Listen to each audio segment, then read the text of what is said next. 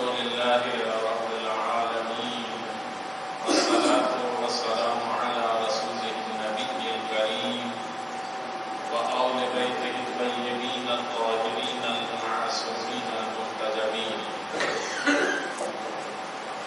أما بعد فقد قال الإمام الحسين عليه الصلاة والسلام: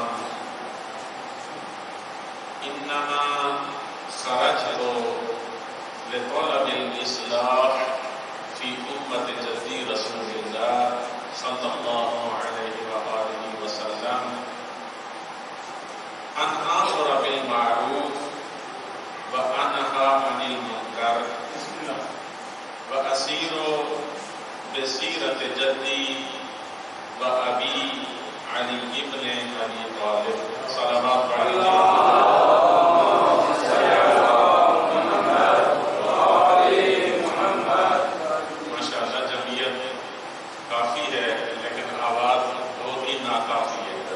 بلند آواز سے صلوات پڑھیں. اللهم صل علی محمد وآل محمد وعجل فرجهم.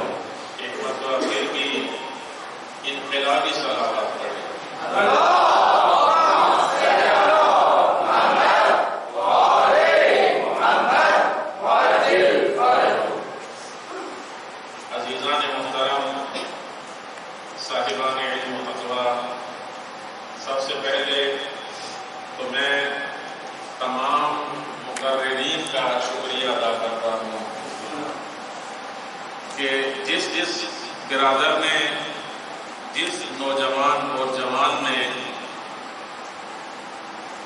امام خمینی رضوان اللہ تعالی علیہ کے حوالے سے جو بھی گزارشات پیش کی ہیں واقعاً قابل تقدیر ہیں، اور جو برادران جامعۃ الولایہ کے، جامعہ عروۃ الوثقیٰ کے اور جامعہ جعفریہ، یہ تین مدارس نے مل کے اس پروگرام کا انعقاد کیا ہے، ان کا بھی شکریہ ادا کرتا ہوں کہ انہوں نے بہت ہی خوبصورت، بہت ہی پر اثر، خصوصاً جوانوں اور نوجوانوں کے لیے ایک شاندار پروگرام کا انعقاد کیا ہے، جو اس پورے علاقے میں اپنی نوعیت کا واحد پروگرام ہے. ان تمام برادران کی صحت و سلامتی کے لیے آپ اپنی صحت و سلامتی کے لیے بلند آواز سے صلوات پڑھ لیجیے.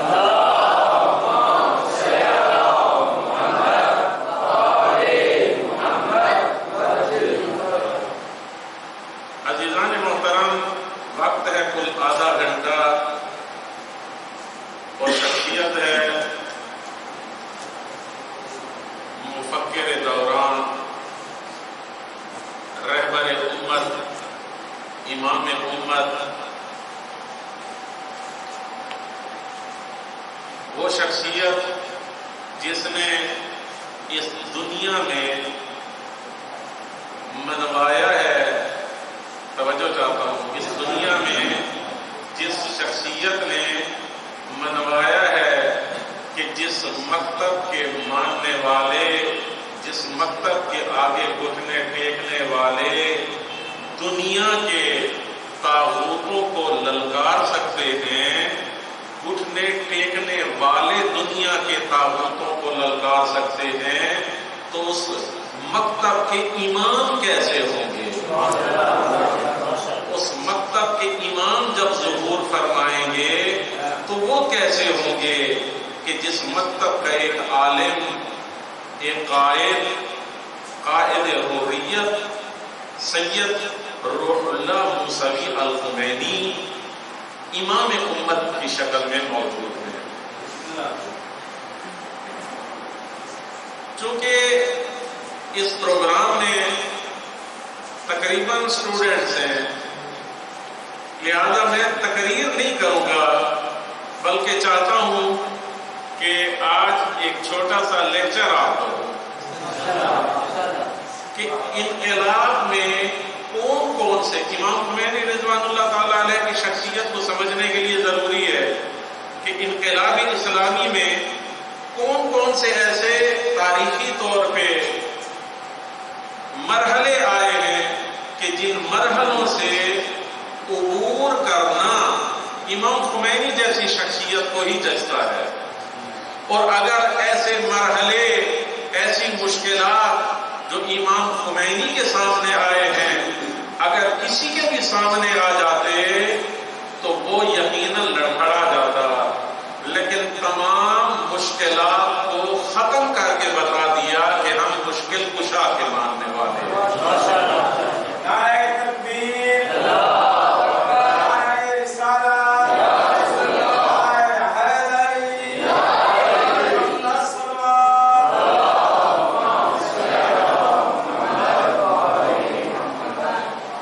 ایران میں جو تقویم، جو تاریخ چلتی ہے، ایران کے اندر جو تاریخ چلتی ہے وہ ہجری شمسی ہے. ہجرت سے لیتے ہیں لیکن ہجری قمری نہیں ہے بلکہ ہجری شمسی ہے. توجہ ہے یا نہیں ہے؟ لہذا ان کے جو ایئرز ہیں وہ قمری سالوں سے بالکل ہٹ کے ہیں. آج کل اس وقت جو ان کا سال چل رہا ہے وہ ہے 1399، ایکم 1400. یہ ان کا سال یہ چل رہا ہے. امام خمینی رضوان اللہ تعالی علیہ نے جب اصفہان سے اور خمین سے ابتدائی تعلیم حاصل کر کے حضرت آیت اللہ العظمی شیخ عبد الکریم حائری کی خدمت میں قم میں تشریف لائے تو 1340 سال یہ تھا ہجری شمسی. توجہ ہے یا نہیں ہے؟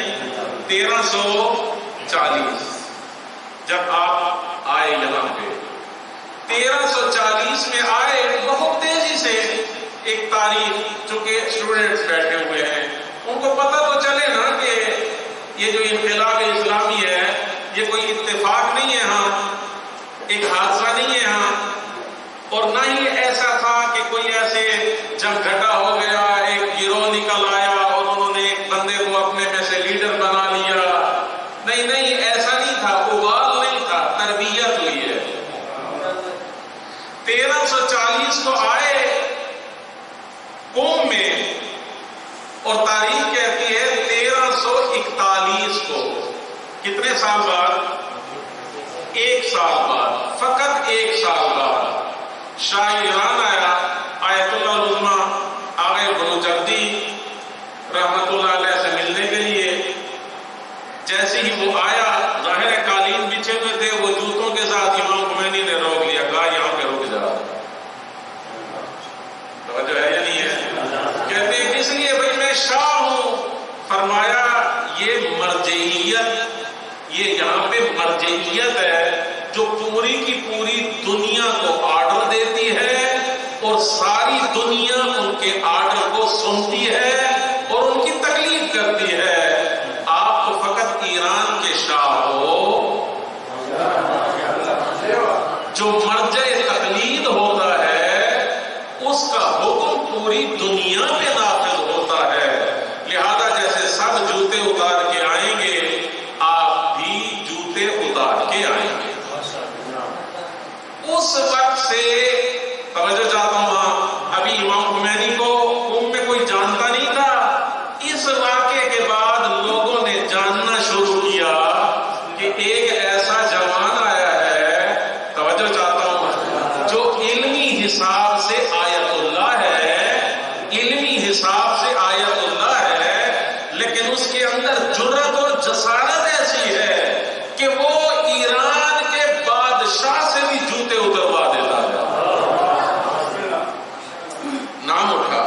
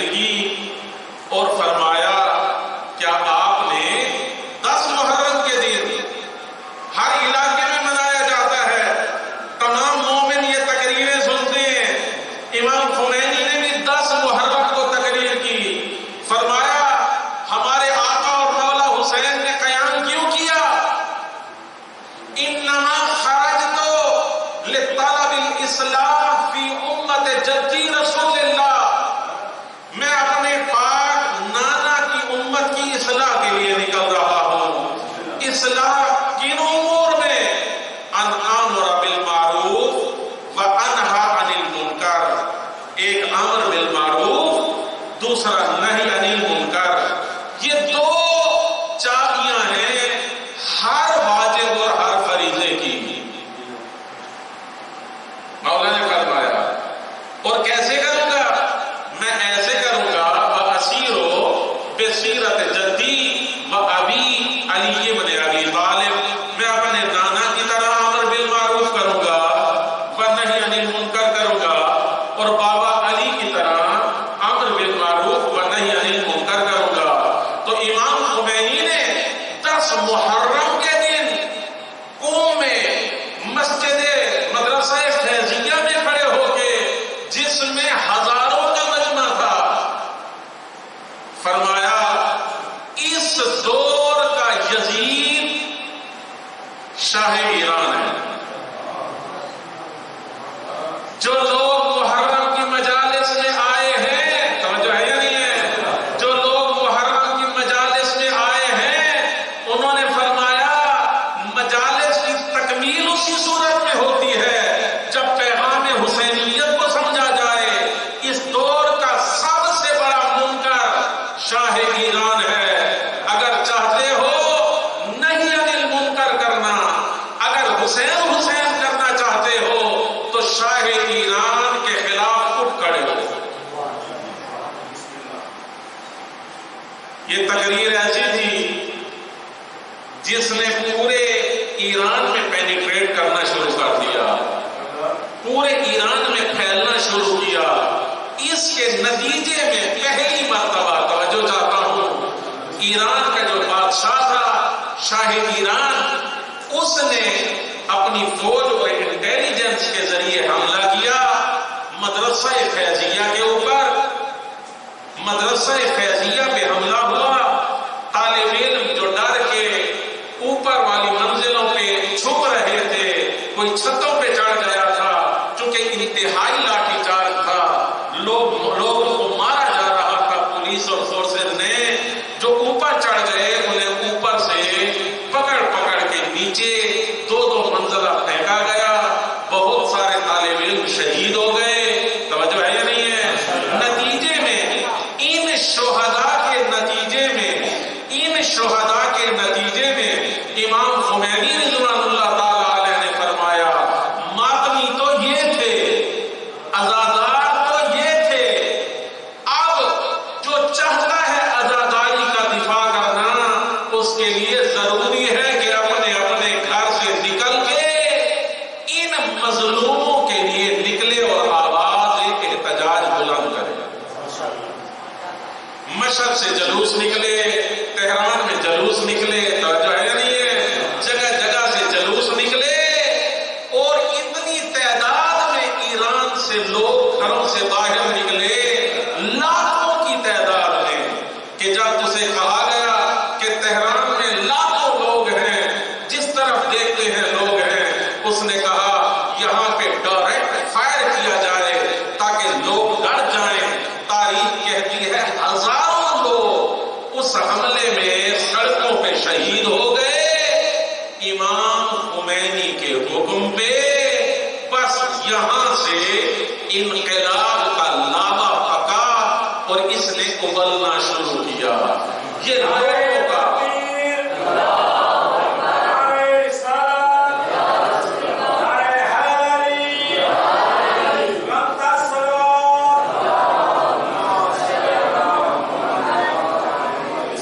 یہاں سے لوگوں نے نکلنا شروع کیا۔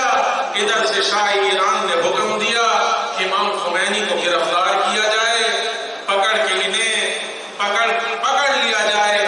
پہلے ادھر ادھر پھرتے رہے،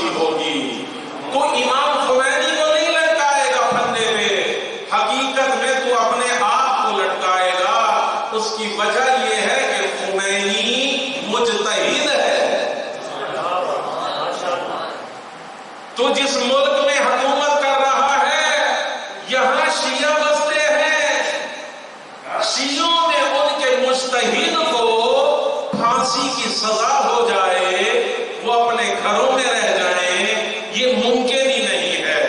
جس میں آیت اللہ شریعت مداری نے بھی لکھ کے دیا، جو ظاہراً امام خمینی کے بعد میں مخالف ہو گئے، توجہ ہے یا نہیں ہے؟ لہذا انہوں نے بھی لکھ کے دیا کہ یہ مجتہد ہے، نتیجہ پھانسی کی سزا کو روک کے امام خمینی کو شاہ ایران نے کویت میں ملک بدل کر دیا۔ جب کویت میں گئے 15 دن وہاں رہے، کویت نے قبول نہیں کیا، ادھر ایران قبول نہیں کرتا، توجہ ہے یا نہیں ہے؟ مشکلات کیسی ہیں؟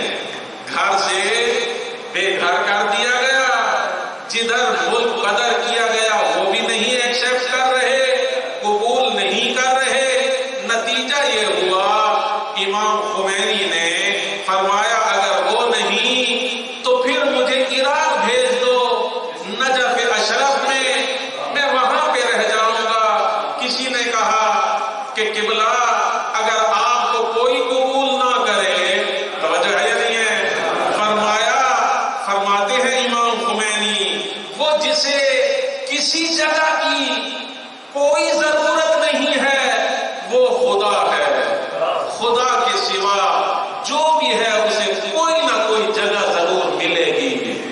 ضروری نہیں ہے کہ میں نے قسم کھائی ہوئی ہے ایران میں رہوں گا یا کویت میں رہوں گا، لیکن جو ایمان ہے، جو نظریہ ہے، اس پہ کوئی سودے بازی نہیں ہو سکتی۔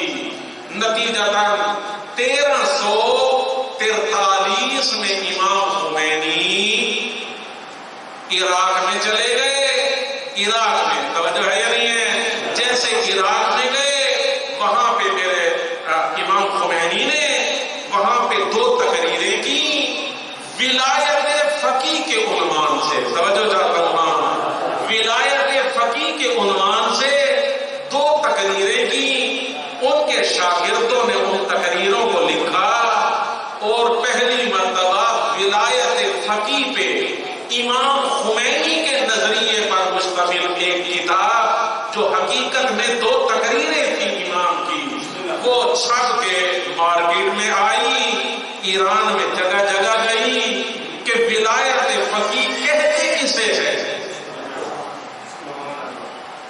لیکن 1343 سے لے کر پورے 10 سال یہ جو اس نے یہ کام کیا، شاہ ایران نے وہاں کے علماء کو، وہاں کی تنظیموں کو، حقیقت میں انٹیلیجنس ایجنسیوں، ساوات، آرمی، پولیس، ان کے ذریعے اتنا دباؤ میں رکھا، پورے 10 سال کسی میں پھر ہمت نہیں ہوئی کہ وہ شاہ ایران کے خلاف نکل سکے، شاہ ایران کے خلاف نکل سکے۔ لیکن چونکہ ایران اور عراق کے، ایران میں بادشاہت تھی اور وہ امریکہ اور اسرائیل کے بہت قریب تھا، جبکہ صدام عراق میں تھا، توجہ چاہتا ہوں، اور وہ اچھا نہیں سمجھتے تھے اسے، لہذا انہوں نے امام خمینی کو جو مختلف امور انجام دے رہے تھے اس سے انہوں نے روکا نہیں، لہذا 10 بات شروع ہو گئی۔ امام خمینی نے پڑھنا پڑھانا شروع کیا، کئی لوگ آئے ایران سے قتل کرنے کے لیے، لیکن وہ ناکام اور نامراد ہو کے چلے گئے۔ امام خمینی اپنا کام کرتے رہے جو بنیادی کام تھا، اور ادھر ایران میں بزرگ علماء موجود تھے۔ توجہ چاہتا ہوں، اب یہاں پہ میں 2 نظریے جو اس وقت ان 10 سالوں میں 2 اہم نظریے علماء نے پیش کیے۔ ایک نظریہ تھا آیت اللہ محمود طالقانی کا، جسے کہا جاتا ہے مشروطیت۔ ان کا نظریہ یہ تھا کہ جناب جو جمہوریت ہے، ڈیموکریسی، یعنی اکثر لوگوں کی آراء کے مطابق حکومت کرنا، توجہ ہے یا نہیں ہے؟ اس نے کہا کہ یہ ڈیموکریسی پلس سوشلزم، جس کو رشیا سے، سوویت یونین سے جسے حمایت حاصل تھی، اس نے کہا ڈیموکریسی جمع سوشلزم جمع اسلام، کہا کہ یہ تینوں چیزیں جمع ہو سکتی ہیں، یہ آیت اللہ محمود طالقانی نے کہا۔ لہذا اس نے کہا کہ یہ ہو سکتا ہے کہ ان تینوں کو ہم اکٹھے لے کر چلیں، یہ جو انقلاب لا رہے ہیں یہ سوشلزم بھی اس میں ہو، اس کے اندر جمہوریت بھی ہو اور اس کے اندر اسلام بھی ہو، یہ تین چیزوں کا مرکب ہو۔ ایک اور بزرگوار جو ظاہراً اور حقیقتاً امام خمینی کے مخالف تھے، وہ بھی مرجع تقلید تھے، شاہ ایران نے بڑی کوشش کی کہ آیت اللہ العظمی بروجردی کے بعد ان کو دنیا میں متعارف کرایا جائے، لیکن ناکام ہو گئے۔ آیت اللہ شریعت مداری صاحب رسالت ہے، انہوں نے بھی ایک نظریہ پیش کیا، توجہ چاہتا ہوں وہاں، انقلاب ایسے نہیں ہو گیا، انقلاب کے پیچھے کتنی مشقتیں ہیں۔ اس نے نظریہ پیش کیا آیت اللہ مرجع تقلید، اس کی بیک پہ کون؟ شاہ ایران، اس نے یہ نظریہ پیش کیا، اور وہ نظریہ یہ تھا، وہ کہتا ہے کہ کوئی ضرورت نہیں ہے کہ علماء اور اسلام کی حکومت ہو، نہیں، جیسے حکومت شاہ ایران کی ہے وہ رہے۔ تو پھر کہتے ہیں یہ خلاف اسلام قانون بناتا ہے، اس کا کیا کریں گے؟ کہا اس کے لیے ایک مجتہدین کی، علماء کی کونسل قائم کر دیتے ہیں، اور وہ کونسل شاہ ایران کے حوالے سے ناظر ہوگی کہ وہ کوئی غیر اسلامی قانون نہ بنائے، بس وہ اپنی حکومت کرے اور اسلام میں انٹرفیئر نہ کرے۔ یہ آیت اللہ شریعت مداری نے یہ نظریہ پیش کیا، یہ بھی ایک قسم، یہ بھی مشروطہ تھا۔ اچھا، یہ آذربائیجان سے تعلق رکھتے تھے، یہ آیت اللہ آذربائیجان جو ایران کا ایک صوبہ ہے اس سے تعلق رکھتے تھے۔ انہی کے نظریے سے الہام لیتے ہوئے، انہی کے نظریے سے متاثر ہو کے the party of Muslim peoples of Iran بنائی گئی، جس کو آپ عام فہم زبان میں فارسی میں کہا جاتا ہے حزب خلق ایران، جو بعد میں کیا تھی؟ ضد انقلاب تھی، جس نے شہید رجائی کا دھماکہ کیا، شہید بہشتی کو قتل کیا، بڑے بڑے اس نے دھماکے کیے، ایران کے علماء کو شہید کیا، عراق کی باسی حکومت صدام کے تحت رہتے ہوئے اس نے ایران کے خلاف جنگ لڑی، توجہ ہے یا نہیں ہے؟ اس نے کہاں سے، کس کے نظریے سے اپنے وجود کو سہارا دیا؟ آیت اللہ شریعت مداری کے نظریے سے، اسی کی وجہ سے اس کو وجود عطا ہوا۔ انگلش میں اس کا نام کیا تھا؟ Party of Muslim peoples of Iran, Muslim peoples of Iran, حزب خلق مسلم ایران، یہ اس کی پارٹی کا نام تھا، جو بعد میں ضد انقلاب واقع ہوئے۔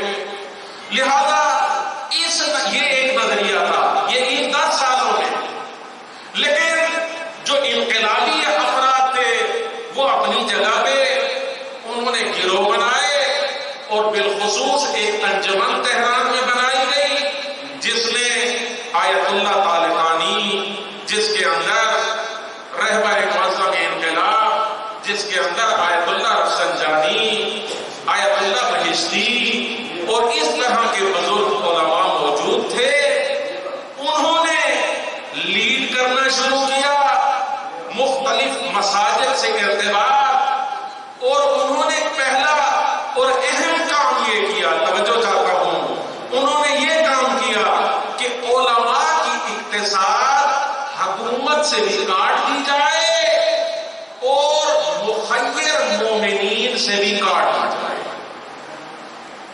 علماء کی اقتصاد، وہ اپنے پاؤں پہ کھڑے ہو جائیں، علماء کسی کے ڈیپینڈنٹ نہیں ہونا چاہیے علماء کو۔ اس کے لیے بڑے مسائل تھے، لوگ کس مجتہد کو خمس دیتے تھے؟ جو محافظہ کار ہوتا تھا، جو حکومت کے خلاف نہیں بولتا تھا، جو عوام کی مرضی کو ترجیح دیتا تھا۔ جو ہے نہیں ہے، آج ہمارے علاقے میں بھی اسی کو سارا حساب کتاب ہوتا ہے نا، اسی کو اچھا سمجھا جاتا ہے۔ جو حق بات کہتا ہے اس کو تو اچھا نہیں سمجھا جاتا، جو لوگوں کی سنتا ہے، لوگوں کی بات مانتا ہے، لوگوں کے پیچھے چلنا شروع ہو جاتا ہے، اس کو لوگ دیتے ہیں۔ اس دور میں بھی یہی تھا، لیکن ان 10 سالوں میں ایک قسم کا اجتماعی طور پہ تو کچھ نہیں ہوا، لیکن اندر ایک تربیت کا مرحلہ، ایک اندر ایک تنظیم سازی، تنظیم نہ اس معنی میں کہ کوئی واقعی تنظیم بن گئی تھی کہ جس کے یونٹ بنائے جا رہے تھے، جس کے ممبر بنائے جا رہے تھے، نہیں، نظریہ امام و امت تنظیموں سے جدا چیز کا نام ہے، تنظیموں سے علیحدہ چیز ہے۔ جو امامت کو مانتا ہے اسے تنظیم کی ضرورت نہیں ہے۔ لہذا یہ سلسلہ چلا، پھر امام خمینی جیسے واپس آئے، اور ان کے واپس بس آنا تھا کہ ایک مرتبہ پھر بھونچال آ گیا ایران کے اندر، حلقوں کے اندر، لوگوں نے گلیوں میں اور بازاروں میں نکلنا شروع کیا۔ اب اس کو پھر چین ختم ہو گیا۔ اب ہوتا کیا تھا، امام خمینی نے ایک میسج دیا۔ وہ دور موبائل کا دور نہیں تھا، وہ دور ایسا نہیں تھا کہ چھاپ کے ہر ایک کو دے دیا جائے۔ ایک کیسٹ ریلیز ہوتی تھی ٹیپ ریکارڈر کی، یہاں پہ یہ جو 8 افراد کا مشتمل، جن میں رہبر معظم آیت اللہ رفسنجانی اور دیگر آیت اللہ طالقانی اور دیگر بزرگان تھے، اور ایک غیر روحانی مہندس مہدی بادرگان، وہ بھی ان کے اندر شامل تھے۔ یہ 8 افراد، ان کا کام کیا تھا، یہ مختلف کاپیاں کرتے تھے اگلے شہر میں، وہ کاپیاں کرتے تھے اپنے مساجد میں، اور پھر اگلے شہر میں۔ بس ایسا ایک نیٹ ورک خدا نے بنا دیا، توجہ چاہتا ہوں، ایسا ایک نیٹ ورک بن گیا۔ ادھر سے امام خمینی رضوان اللہ تعالی علیہ کوئی پیغام ریکارڈ کر کے بھیجتے تھے، 24 گھنٹوں میں ہر مسجد میں وہ پیغام پہنچ جاتا تھا۔ انقلاب ایسے تو نہیں آتے۔ جب اس نے دیکھا کہ اب حالات خراب ہیں، پھر اس نے امام کو ملک بدر کر دیا۔ اب امام آ گئے فرانس کے اندر۔ فرانس میں جیسے آئے، وہاں پہ کیا بیٹھ گئے؟ نہیں، فرانس سے مکمل رابطہ تھا ایران اور ان افراد کے ساتھ، اور ان افراد کا پورے ایران کی مساجد اور امام بارگاہوں سے رابطہ، مومنین سے رابطہ۔ دیکھیں نا، یہ ذہن سے نکال دیں ایک بہت بنیادی نقطہ آج میں آپ کی خدمت میں عرض کر رہا ہوں۔ شاید آپ نے آج تک یہ نقطہ نہ سنا ہو، اور بہت قیمتی نقطہ ہے۔ یہ جتنے لوگ تھے جو شاہ ایران کے خلاف تھے، یہ ذہن سے نکال دیں کہ یہ سارے انقلابی تھے، یہ ذہن سے نکال دیں۔ کیوں؟ کئی ایسے تھے جو بغض امیر شام کے لیے نکلے تھے، لیکن ان کے اندر بغض نام کی کوئی چیز نہیں تھی، اور بعد میں امام خمینی نے انہیں فیس کیا۔ لہذا اس نے کیا کیا؟ اس نے ظاہراً لوگوں کے سامنے جو اس کی مخالفت کرتا تھا بختیار، اس کو اس نے حکومت دی۔ جب مجبور ہو گیا، جگہ جگہ لوگوں نے اب اس کا کہنا حکومت میں کہنا ماننا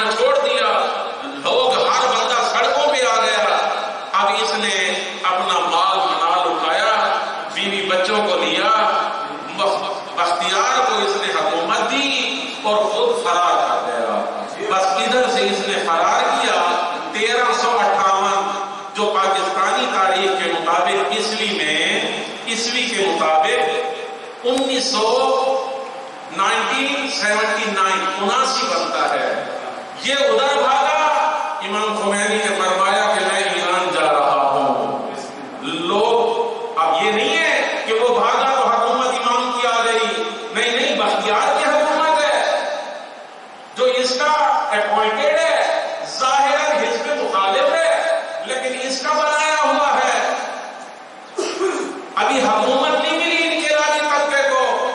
لیکن جیسے ادھر سے امام نے سفر کیا تو سید احمد خمینی رضوان اللہ تعالی علیہ جو فرزند ہیں امام خمینی کے، وہ فرماتے ہیں کہ ہم سب جاگ رہے تھے، ہمیں نیند نہیں آ رہی تھی.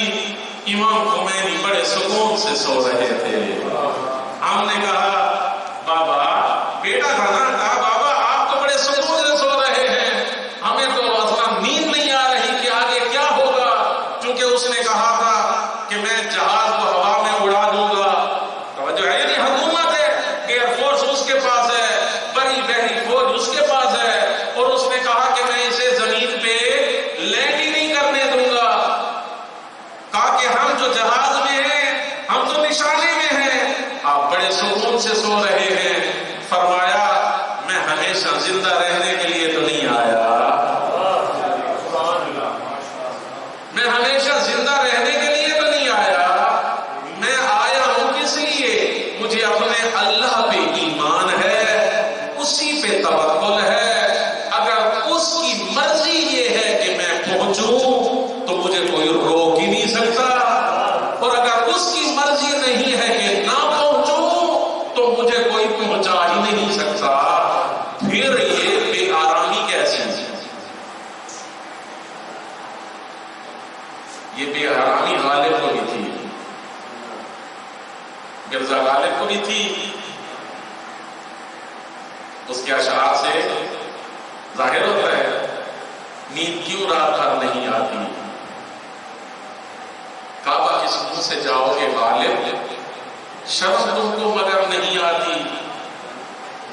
نیند موت کا ایک دن مقرر ہے، موت کا ایک دن مقرر ہے. نیند کیوں رات بھر نہیں آتی؟ ٹھیک ہے، ایک چیز ہے جو ایک مقرر ہے. لہذا امام آئے، جیسے آئے تو فوراً جو آج شہداء کا قبرستان ہے وہاں پر لے کر گئے. وہاں پہ امام خمینی نے فرمایا میں معین کروں گا حکومت کو، میں مقرر کروں گا وزیر اعظم کو، میں مقرر کروں گا سب کچھ. لیکن جب اتنا بڑا خطاب آج بھی موجود ہے، لوگ حیران تھے، ارے مولوی تو آ گئے. توجہ چاہتا ہوں. ہاں، امام خمینی، ایک جملہ یہاں روک کے سن لیجیے. امام خمینی جیسے ایک ہوتا ہے نا، پروڈکٹ ہوتا ہے نا آدمی جو پڑھا لکھا ہوتا ہے، کوئی کسی یونیورسٹی کا پروڈکٹ ہوتا ہے، کوئی کسی یونیورسٹی اور ادارے کا پروڈکٹ ہوتا ہے. امام خمینی حوزہ علمیہ قوم کے فرزند تھے. دنیا کی اور کسی یونیورسٹی سے انہوں نے پڑھا نہیں تھا. دنیا حیران ہے، یہ حکومت کریں گے تو کیسے کریں گے؟ حکومت مگر علماء کا کام ہے، یہ کیسے کر سکتے ہیں؟ قانون اساسی جو آئین ہوتا ہے وہ پہلے سے موجود ہے، کیا اسی آئین کے تحت؟ یا اگر نیا آئین بنائیں گے تو کیسا بنائیں گے؟ علماء کو آئین بنانا آتا ہے مگر توجہ ہے یا نہیں ہے؟ اچھا، جیسے ہی وہ گیا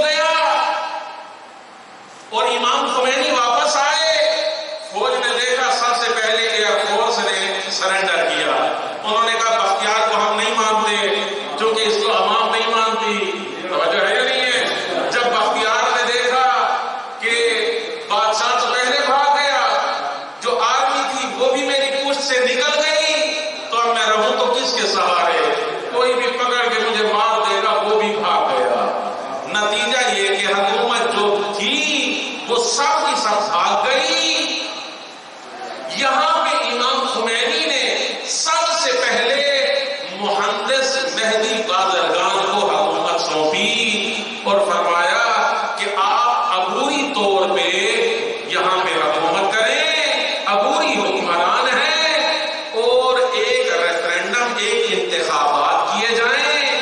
انتخابات میں توجہ چاہتا ہوں، انتخابات میں 72 افراد پر مشتمل ایک کونسل بنے، جس کا کام کیا ہو؟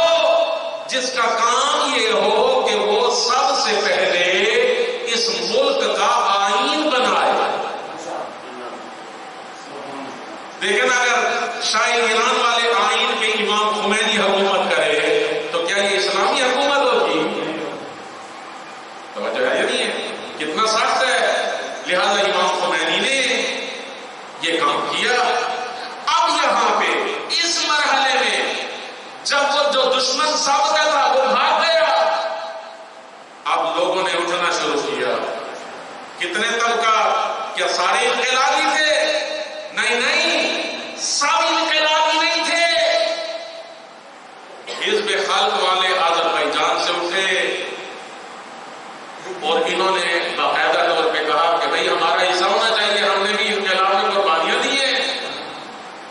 ادھر سے روشن فکر وہ اٹھے۔ روشن فکر ایک علماء کی قسم ہے، وہ جو بہت ہی روشن فکری رکھتے ہیں، تو کہتے ہیں کہ ہر چیز بس ٹھیک ہے، ہر چیز ٹھیک ہے بس۔ انہوں نے کہا بھئی ہمارا بھی حصہ ہونا چاہیے اس میں، ہم بھی اس کے اندر موجود تھے۔ روشن فکر کچھ ایسے مرتجع قسم کے علماء جو اصلاً انقلاب کو جائز ہی نہیں سمجھتے تھے، جب وہ بھاگ گیا تو انہوں نے کہا بھئی ہمیں بھی تو اس کے اندر حصہ دو۔ کمیونسٹ پارٹی بہت بڑی پارٹی تھی ایران کے اندر، اور تیل والے جتنے علاقے تھے ان کے اندر ان کی بہت بڑی اکثریت تھی۔ حزب کارگران ایران کے اندر وہ کمیونسٹ پارٹی کے تحت آتی تھی۔ انہوں نے کہا بھئی ہمیں بھی انقلاب کے اندر حصہ دو، حکومت میں ہمیں حصہ دو۔ سوشلزم والے اٹھے، انہوں نے کہا ہمیں حصہ دو۔ کمیونسٹ اٹھے، انہوں نے کہا ہمیں حصہ دو۔ کئی انجمنیں وہ اٹھی، جس نے جتنا کچھ کام کیا تھا نہیں کیا تھا۔ دیکھیں نا، مجلس کوئی سنے یا نہ سنے، لنگر پہ سب ہوتے ہیں یا نہیں ہوتے؟ ہوتے۔ لہذا جب بنٹنے کا وقت آیا، قربانیاں جس نے دی یا نہیں دی وہ نہیں دیکھا گیا۔ سب لوگ آئے کہ بھئی ہم والے، ہمیں چاہیے، ہمیں دے دو۔ اس طریقے سے امام نے کیا فرمایا؟ امام نے فرمایا دیکھو انتخابات کرتے ہیں، جس کو جو منتخب کرے گا وہ آ جائے گا۔ جب آ جائے گا، توجہ چاہتا ہوں، جب آ جائے گا کونسل میں تو اپنی مرضی سے جو بھی آئین میں داخل کرنا چاہے کر لے، اس میں کیا بات ہے؟ سب نے کہا تو ٹھیک ہے۔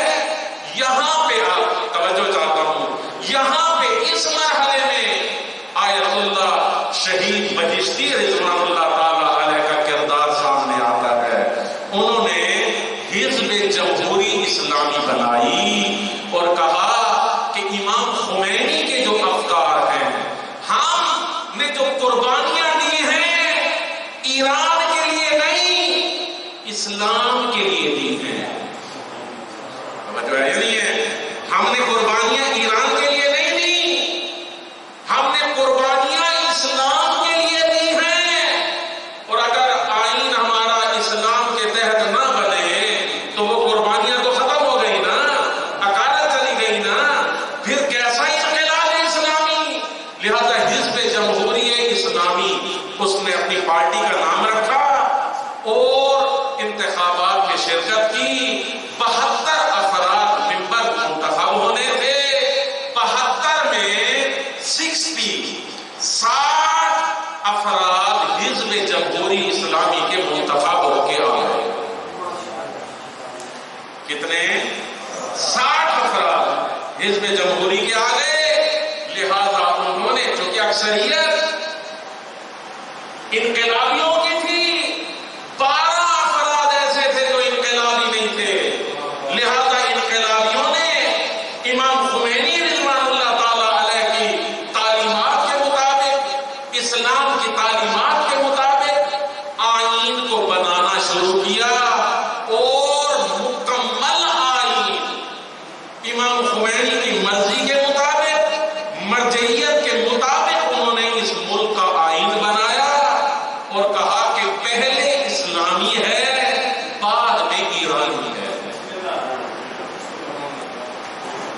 جس کا خمیازہ شہید بہشتی نے اپنے خون سے دیا.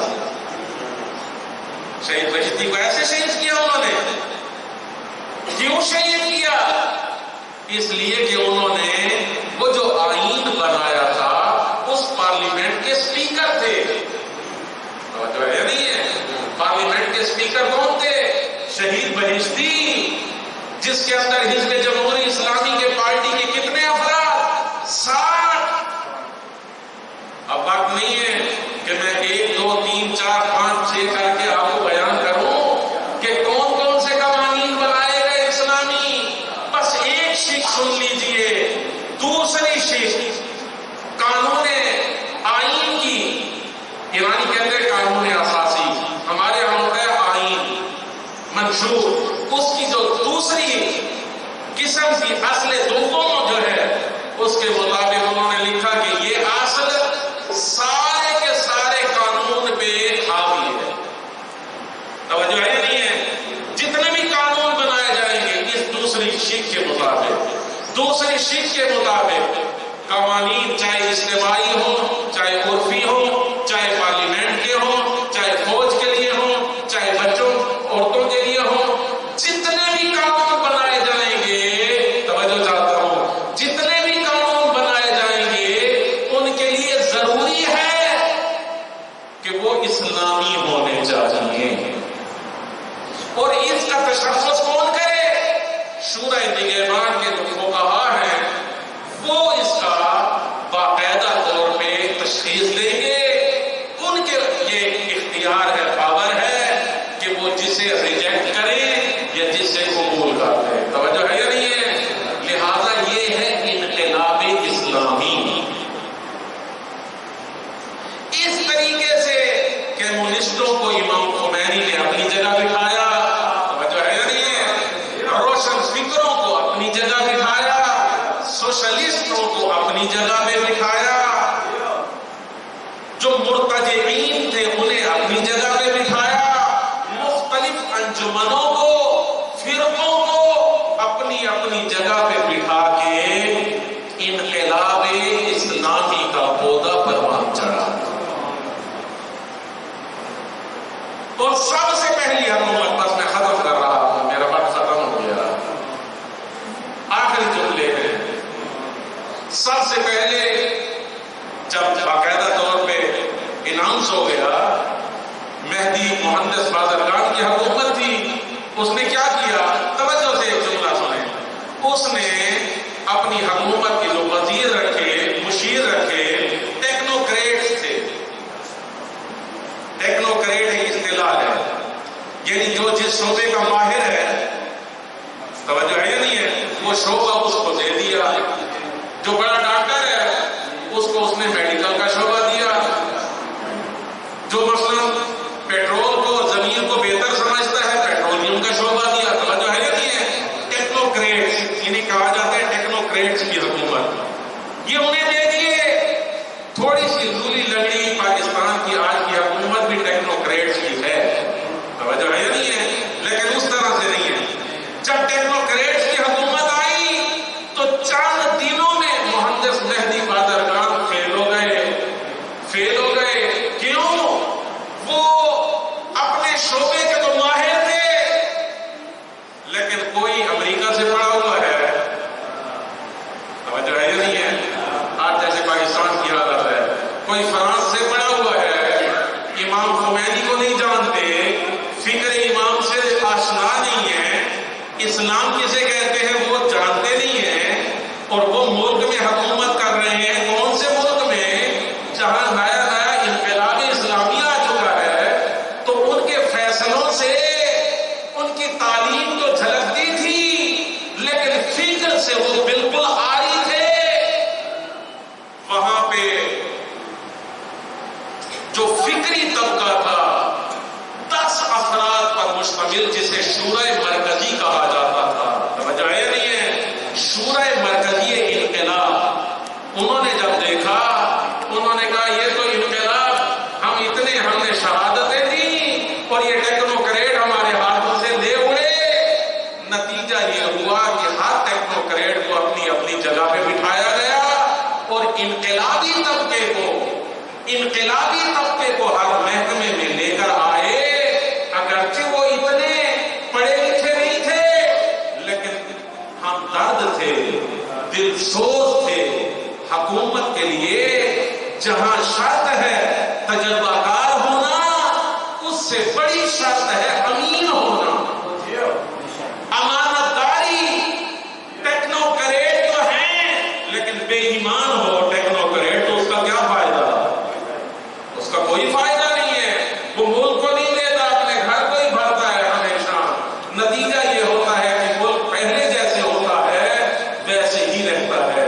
لہذا دیکھا آپ نے عزیزان محترم کہ کن کن مرحلوں سے امام خمینی رضوان اللہ تعالی علیہ نے حکومت کو، انقلاب کو بچایا، اور مظلوم دنیا کے مظلوموں کے لیے، توجہ چاہتا ہوں، دنیا کے مظلوموں کے لیے ایک سہارا بن گئے، امید بن گئے۔ حتیٰ آخری جملہ ہے میرا، ایک مقام تھا جب امام خمینی نے فرمایا، اس انقلابی لوگوں نے اعلان کر دیا کہ اپنا اپنا نام لکھواؤ، اسرائیل کے خلاف فلسطین جانا ہے جہاد کے لیے۔ لاکھوں لوگوں نے نام لکھوائے، وہاں پہ کئی ایسے پڑھے لکھے لوگ تھے، انہوں نے کہا امام خمینی بڑی غلطی کر رہا ہے، یہ ایران کے بالکل خلاف ہے، ہم یہاں ایران میں ہیں، ہمیں ایران کی فکر ہونی چاہیے نہ فلسطین کی۔ توجہ ہے یا نہیں ہے؟ اس سے ایران ختم ہو جائے گا۔ تو امام خمینی نے واضح تقریر میں آ کے فرمایا قرار نہیں، یہ ضروری نہیں ہے کہ ایران بے معنی ہے، ضروری اس کے اسلام بے معنی ہے۔ یہ کوئی ضروری نہیں ہے کہ ایران ہمیشہ رہے، نہیں نہیں، ایران رہے یا نہ رہے، اسلام ہمیشہ رہنا چاہیے۔ ایران پہ جو کچھ ہوتا ہے ہو جائے، اسلام مظلوموں کی حمایت کا دعوت دیتا ہے، لہذا ہم مظلوموں کی حمایت کریں گے۔ دنیا کے کسی بھی خطے میں مظلوم ہوں، ہم ان کی حمایت کریں گے۔ اور آج بھی فرزند امام خمینی رہبر معظم انقلاب حضرت آیت اللہ العظمی سید علی خامنہئی دامہ ظلہ العالی، اسی نقش قدم پہ اسلام کو بچانے کے لیے اگر حراوت سپہ سالار نظر آتے ہیں تو وہ رہبر معظم انقلاب ہیں۔ وما علینا الا البلاغ المبین۔ بلند آواز سے صلوات پڑھ لیجیے۔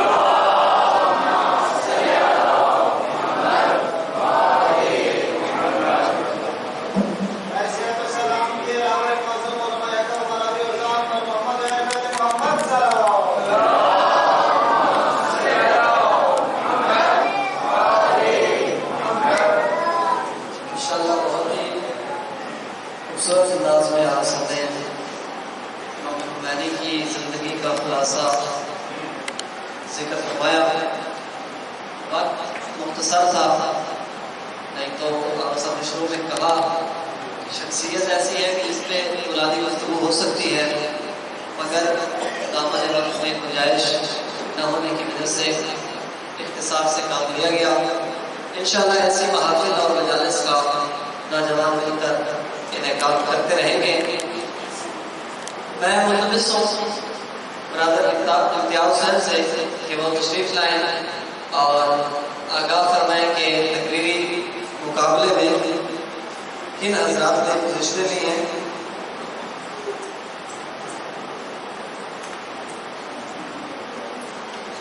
کچھ ہی دیر میں جب انعامات یہاں پہنچتے ہیں تو بتایا جائے گا کہ کس نے پہلی پوزیشن لی ہے، کس نے دوسری پوزیشن لی ہے۔